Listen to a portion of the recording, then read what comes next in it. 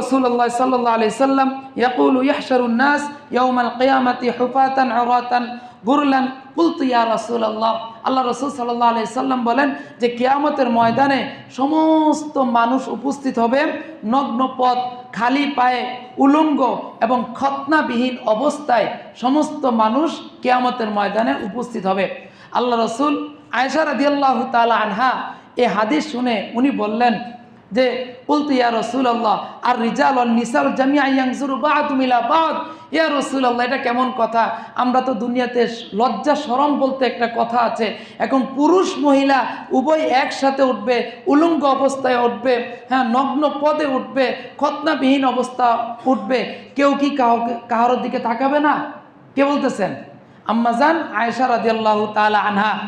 তখন আল্লাহ রাসূল বলেন ফাকালা ইয়া আয়েশা, হে আয়েশা, আল আমরু আশাদ্দু মিন আইয়ানজুর বা'দুম ইলা বা'দ।